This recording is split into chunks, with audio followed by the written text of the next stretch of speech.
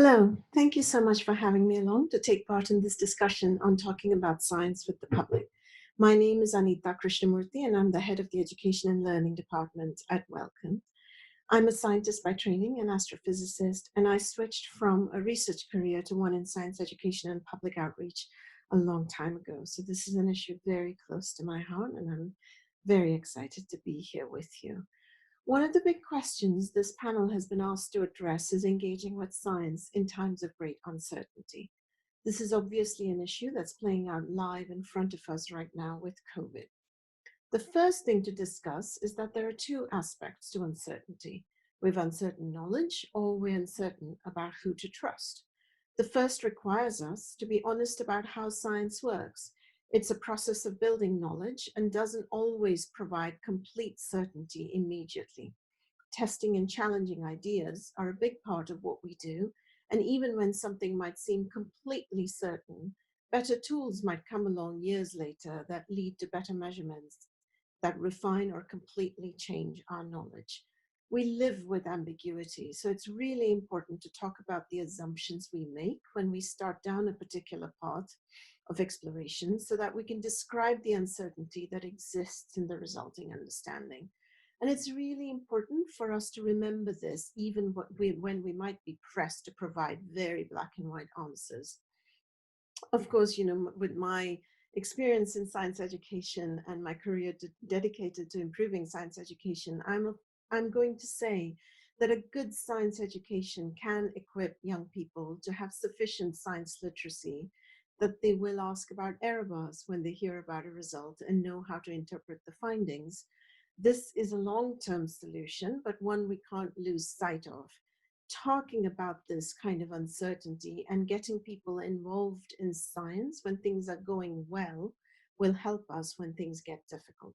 We need to ensure that we're supporting the public so that they can engage critically with science and not just take it on blind faith. The public, of course, includes a very diverse array of people, those who may be simply interested in it, as well as those who may actually need to act on it, like policymakers, journalists, judges, and so on. And the second issue on the uncertainty about who to trust, again, we need to recognize that trust is earned over time and depends in part on people being familiar with you and believing that you have their best interests at heart. In times of uncertainty, seeing and hearing from scientists in institutions or organizations that are well known and considered credible and reliable can reduce the uncertainty that people feel and make it easier to convey more nuanced messages. So how can we do this well? How can organizations and young researchers like yourselves communicate science in a way that's accessible to everyone, regardless of their economic, social, or political status? The first thing, of course, is that we must view the science we do as an endeavor we engage in on behalf of society. This is something I truly believe very, very passionately.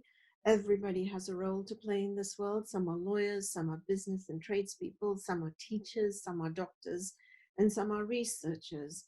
And so as researchers, we have to genuinely believe that talking about our work and our results is a responsibility we have to the taxpayers who often fund our work. Once we accept that basic premise, then we're motivated to describe what we think is interesting and perhaps relevant to the lay public about what we're finding out.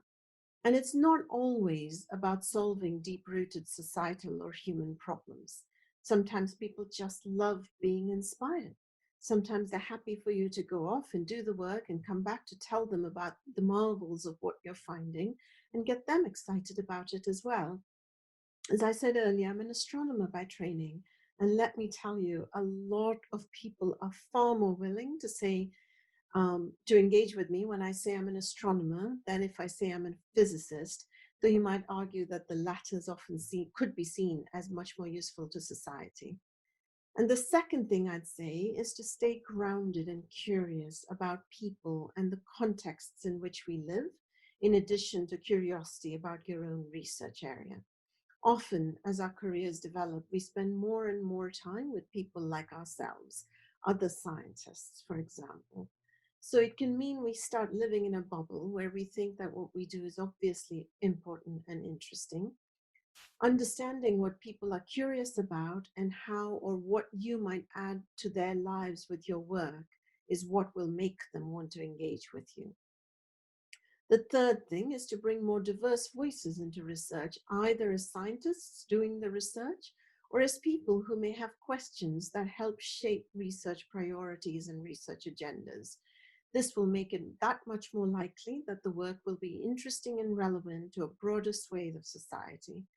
And finally, as I touched on earlier, there are some disciplines that people might more easily relate to their lives. They may want to pull information out about this rather than having information pushed at them. Medicine is one of the obvious examples that comes to mind. People always look up conditions that might be affecting them or a close family member or a friend. But some of the most difficult disciplines, in a way, might also be the most inspiring. My earlier example of astrophysics, for example. So I don't think there are disciplines that are inherently impossible to communicate about, though there may be topics within those disciplines that provide easier entry points for engagement than others. Moving on to reasons why we may fail when we try to engage people with science. The biggest challenge often comes about because we're trying to broadcast rather than really engage. I go back to my earlier point about being in a bubble where we think that just because we find something interesting, others will as well. We think that if we have a really well evidenced argument with lots of data and graphs, people will have an epiphany.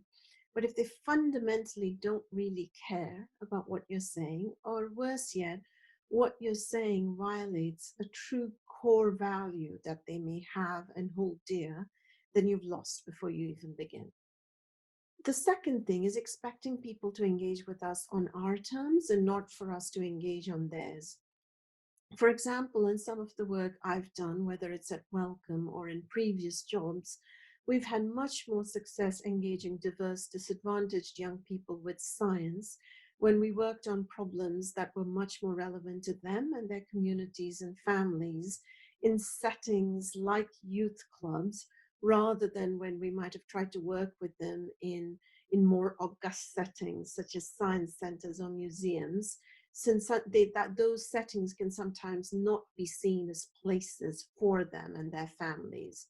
In Mumbai, Wellcome engaged more people with science and research through a community arts festival in Dharavi, the city's largest informal settlement, than when we staged an exhibition in the CSMVS, which is a very prestigious museum in downtown Mumbai. And finally, how can scientists communicate other challenges that are related to achieving the UN Sustainable Development Goals, the SDGs, ranging from education, poverty, health to the environment? The thing to remember here, of course, is that the UN SDGs are not abstract things. They reflect the greatest challenges felt by the greatest number of people around the world. So relating our work to these challenges can make them feel relevant. And since science works as best as a collective endeavor rather than as many separate activities, even if some of our work focuses on fundamental or discovery science, which may seem very distant from everyday lives, there are often connections we can draw out. Think of the importance of physics, for example, to climate science. So I'll end there and hope that you found these comments useful and provide some food for thought for you all in your own work. Thanks again for your time and all the best with your own science engagement efforts.